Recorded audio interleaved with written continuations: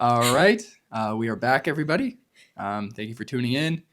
We are the vegan couple, and we are reacting to carnivore nonsense. My name is Brandon, the owner of this channel. And my name is Julia, the co-owner of the. I'm just kidding. So today we are reacting to one of my favorite people on the planet, Jordan Peterson, who is co-starred in the video with a Michael Schellenberger. I'm not familiar with who that is. I'm not familiar with this whole talk. This is a quick clip I found. It says, "How do you get over the guilt of eating meat?" Thought that was interesting because you shouldn't get over the guilt of eating meat. You can't. And by get over the guilt of eating meat, they mean like animal flesh and chopped up body parts. So feel like this will be a fun one to react to. Yeah, my first thought is, if you feel guilty eating it, you probably shouldn't. I've never felt guilty for eating plants, so. That's a great point. We're going to get into it. Let's go. Okay.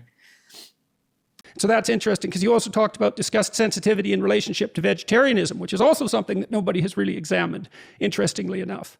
So one of the fun parts of Apocalypse Never is that I had never worked on plastics or meat, and they were totally brand new subjects for me. And they are the chapters that people have responded most strongly towards, and they were the most fun for me to write.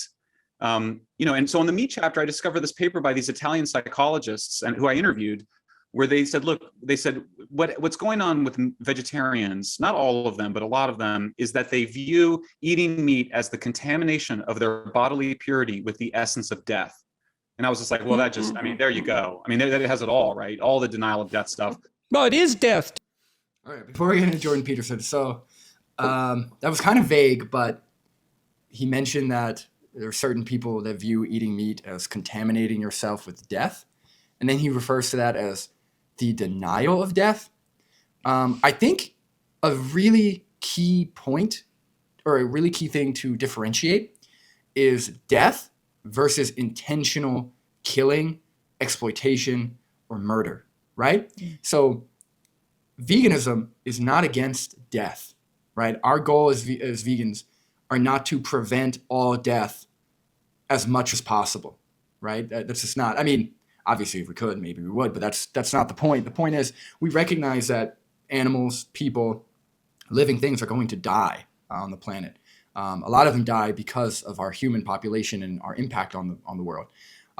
That's a very different thing than creating a system where we intentionally breed, exploit, and then murder billions of animals for no reason.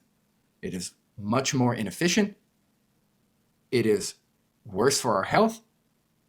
And it's killing sentient animals when we could just eat plants.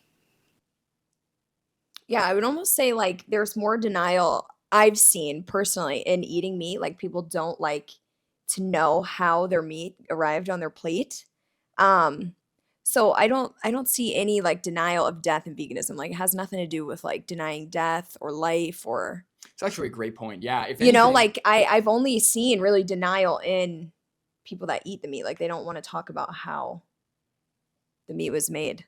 yeah, like your standard person that eats meat, you want to show them slaughterhouse footage or explain to them how they got that piece of flesh on their plate, and they don't want to hear it. Yeah. Right? They would rather not know about it, so they continue like blindly paying and consuming what they're consuming. But yeah, that's a great point. If anything, vegans are fully aware as to what it takes or what's involved in the process of getting that piece of flesh on your plate.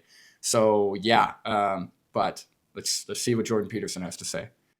Too, those animals die. I mean, it's more than a mere symbolic association, and it's part of that existential guilt that we all suffer from too, because our life is based on death. I heard a comedian the other day, I don't remember who it was, someone harsh like Bill Burr probably, who said, I realized the other day that every day something has to die just so I can live.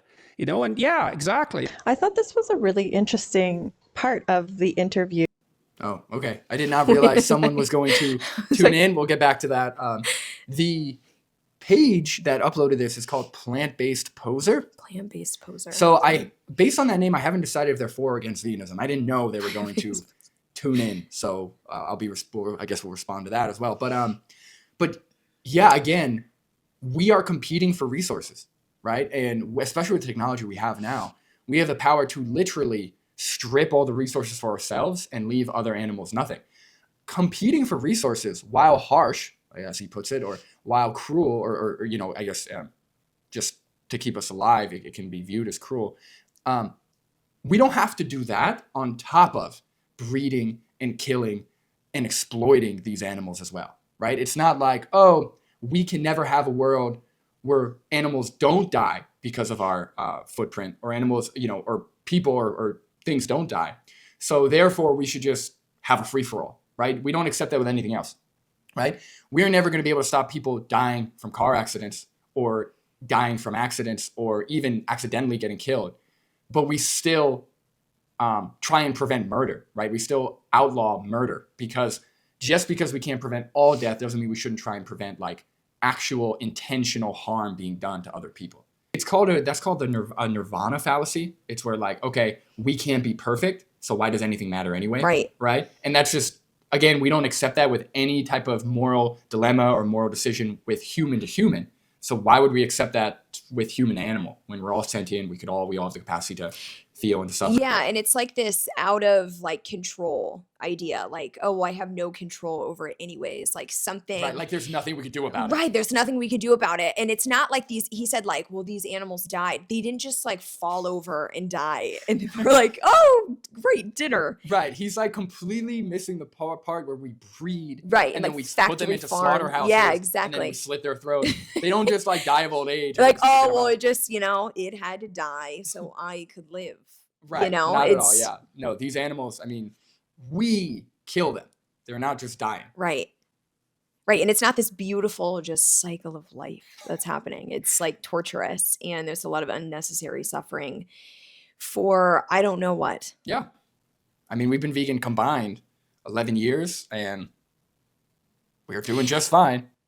I would say that, well, we've already said this, that there's a lot less denial with being vegan. And like if we are like going kind of a spiritual route, that's felt way better for me, knowing that like no being had to suffer for me to just have lunch, Yeah, you weren't contributing to a system of exploitation and right. And murder, and that's a much more beautiful cycle of life, in my opinion. So, and one thing, because we talked about earlier when they said like out of our control, oh, there's nothing we can do about it. That's kind of the framework they're having. In terms of veganism, it is like the opposite of denial, right? Yeah. We're addressing that these animals do like what actually happens to these animals, and we're saying we can do something about it, right? We don't have to just keep the current system we have. We have a better system. We have a better way of life, and we can enact change. That's the whole idea. All right, let's see what this plant-based poser has to say. I'm excited. I don't know. I don't know if they're for veganism or not. We'll find out. Between Jordan Peterson and Michael Schellenberger in discussion of his book, Apocalypse Never, basically talking about this apocalyptic environmentalism. But this part in particular was interesting because they were talking about this existential crisis that I think a lot of people like you and I who were ex-vegan, or just people in general, might have, with other things in life having to be sacrificed in order for us to live. All right, so okay, so she's ex-vegan, sounds like. Okay. Yeah, she's not. Okay. All right. And she's talking about the existential crisis people have for like us. And I to be fair, I feel like as vegans, we do think, I mean, I'll speak for myself. I know that I think, especially since starting activism, going into it, I have thought very deeply about like, why do I get to live and other beings or other animals or other people don't? Like I feel like it's for any type of person that has a high amount of empathy or can think about or who does think about others deeply or cares about others. You just naturally go into that existential type of, why are we here? What's the purpose? There's so much death. There's so much suffering. It's hard to keep that out. But I don't know why the answer to that would be, fuck it. Let's just kill everything. Yeah. Like, I don't see how that is the answer that's going to make you sleep better at night. Well, it's that like ideology again, where I felt when she was talking about this existential crisis, I feel like as a humanity, I feel like everyone as a collective, like we're all kind of having this existential crisis where it's just like, what matters? Like, what's the point? What are we doing here? And I feel like on that journey of thinking, you might say like, well, fuck it, who cares? Like, I'll just eat whatever I want. But then once you pass that little blip of thinking, which is very, I would say like an egotistical, selfish way of thinking, that we've all gotten, well, I'll speak for myself. I got to that point and I thought, well, what do I know? And I know that there's suffering and I know that there's maybe not as much suffering. And if I can contribute to less suffering than that, while I'm here, you know, why am I here? I don't know. But if I can contribute to less suffering, I can, like, I am able to see suffering. I'm able to feel suffering. And if I can contribute to less suffering here, then that's what I want to do. Yeah. And that's why I stayed vegan instead of just, oh, fuck it. Like, I'll just eat the steak, you know? Absolutely. I almost feel like it's kind of a cope for like, yeah, probably for people who can't handle, and it's very, that's not like it's not like throwing shade or anything. Yeah. It's a very hard thing to handle. I don't think anybody can truly like digest how much suffering and abuse and exploitation and death there is in the world. But to just kind of say, well, there's nothing we do about it, and to just continue like contributing to it, I think is kind of a cope. I think it's like a way of accepting that you can't relieve, or like all of it isn't relievable. So therefore it doesn't matter if we try to relieve any of it. Right. And I always think, you know, when it comes back, like you were saying, to what do I want? Because we're not advocates for, you know, ending one's life, right? We're advocates for doing the best you can while you're on the earth. And I always go back to the golden rule, you know, do unto others what you want done to yourself. And I don't see why other sentient animals shouldn't be included in that. Yeah. You know, for even without suffering, right? I don't want to be killed in my sleep. Right. I enjoy life. I enjoy experiencing the world as much as I don't enjoy it, but I do enjoy, you know, a lot of aspects of it. So why would I do that to another individual, including animals, when I don't want that done to myself? Yeah. But okay, ex-vegan. Let's see. Like that's a really tough concept to kind of make peace with, I think. And I think that's a big issue with a lot of these vegans never being able to leave veganism, or never being able to get their mind around the fact that that is life, that life is going to always be another creature or something else dying naturally for you to live. Especially sorry, I'll let you. no, like again, it's this like, yes, like we will live and die naturally, like that's the cycle of life and death. But it's not the same thing as murdering or breeding and murdering animals. Like, not even close. Another thing here that I find, which this is where kind of things start getting into a dishonesty area where you can kind of feel dishonesty. I don't know what it is about animal products that makes people so, like, they're not that great. Like eating animal flesh, eating animal secretions like cheese and milk, it's really not that good. Like I understand, like, some of the foods are pretty good. You know, I used to like chicken sandwiches, or like, you know, ice cream, like actual ice cream with like cream and cow milk. Like, yeah, it tasted okay. It tasted pretty good. But enough to like lie and like create all of the, like go through all these mental gymnastics. Like, right. I feel like now a lot of people use this argument of, well, you know, you just can't wrap your head around that things have to die for you to exist. It's like, dude, you're the one who just can't get rid of like cow's milk. Like, what is wrong with, like, I feel like they use this argument just because they don't want to like stop drinking the milk and eating the ice cream. And it's like, can you like grow up a little bit? Like, just let it go. Just let it go. Like, I don't know why that's so hard for people to do. I don't get it.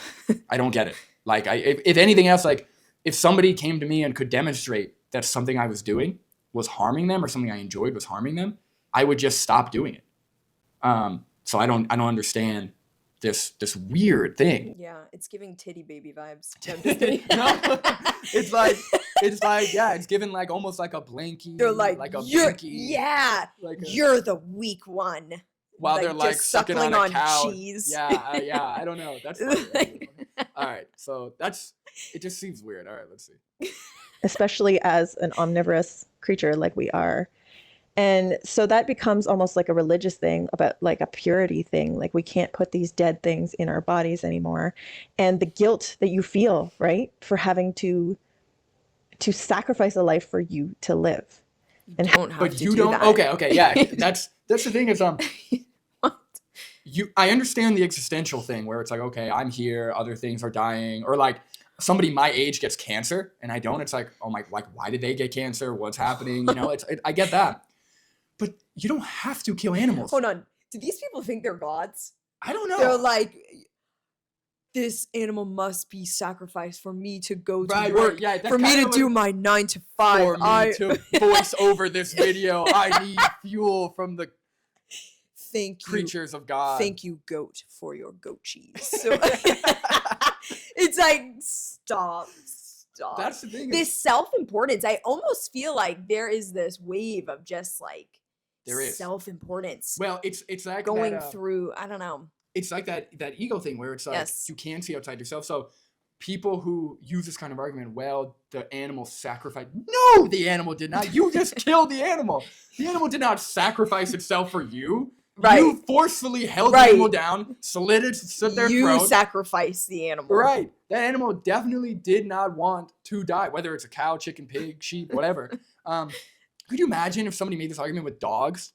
Like, I know that as vegans, we all recognize all animals the same, but most people don't. Like, imagine somebody seeing someone else, like, slit a dog's throat, and then they were like, dude, what are you doing? The guy was like, this animal sacrificed itself for me. That's the thing, is like, there's no reason. You don't have to kill these animals, right? We don't have to breed. Like, we're breeding with marine life. It's trillions. There's trillions of individuals being abused, being killed, being exploited for no reason. For And no reason. I think a lot of this like main character energy comes from religion as well.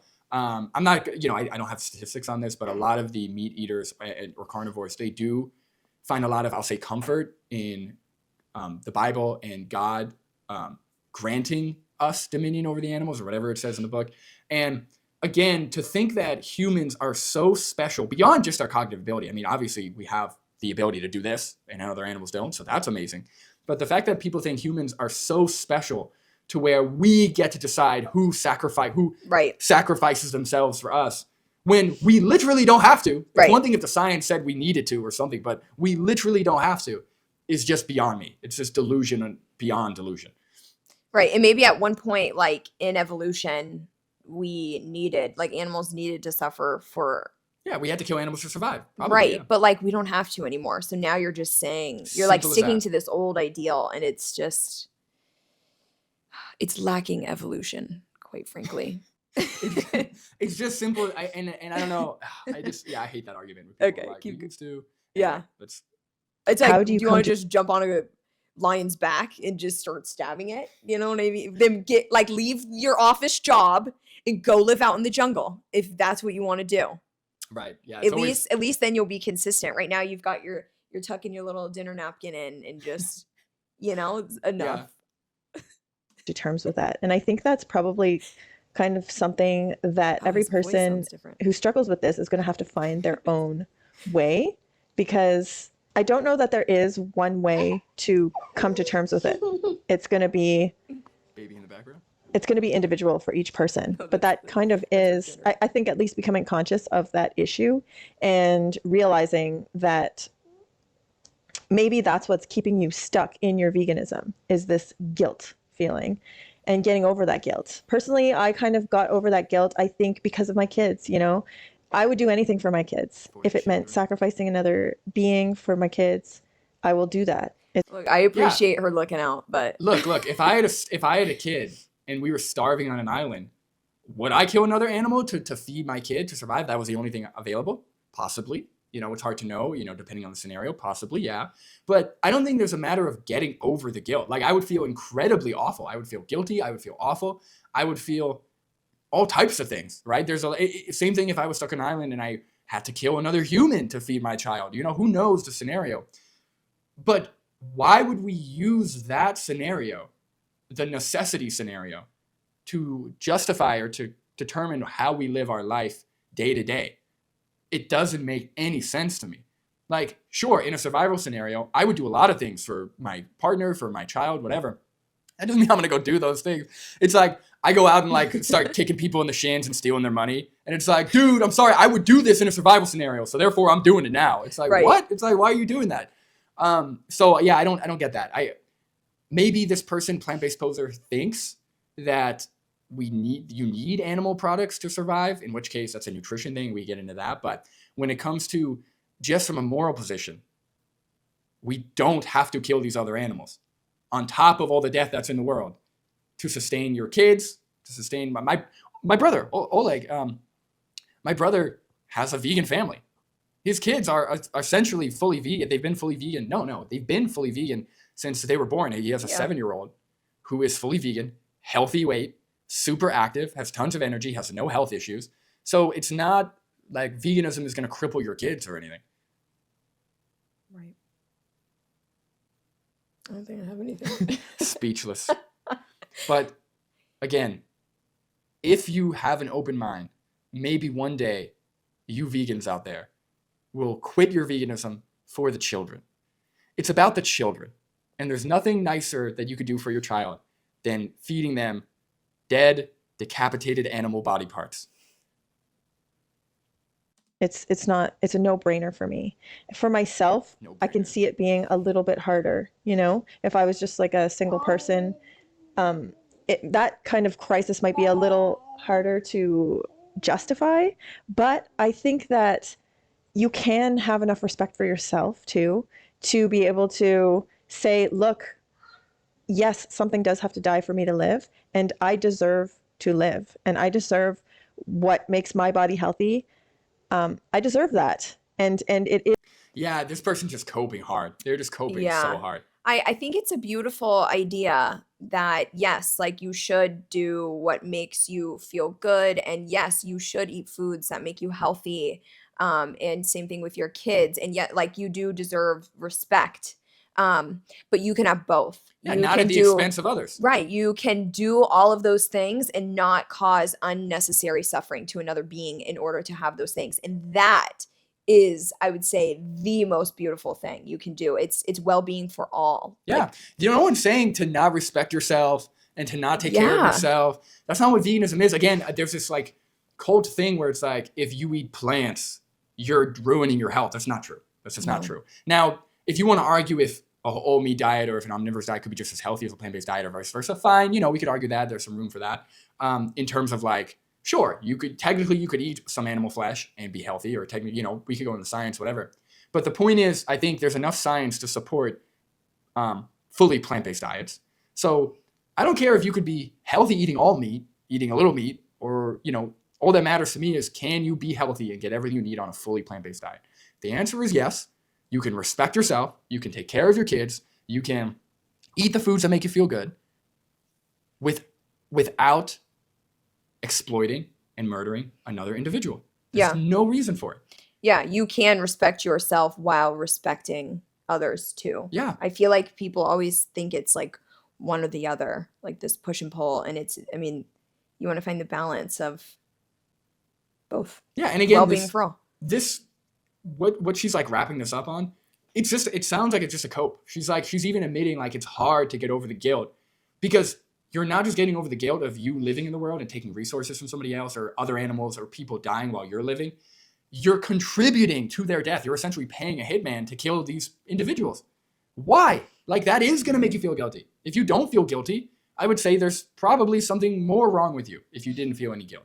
So she's even admitting, yeah, I feel a lot of guilt with it for myself. But then I feel like she's kind of using her children as a cope of like, well, for the children, I will deal with the guilt I have every night when I go ahead, sir. I was gonna say, Look, I'm coming to the like hard, but the easy way out, but also it's kind of the harder way out. Like, I don't lay in bed at night, right, feeling guilty about my choices. About what I ate. Yeah, exactly. Like, I feel good. You don't about have the to feel choices I guilty. made. You could just not eat it. Right. It's just like, what is it? Like survival mentality. That's like, I have to do this for my children.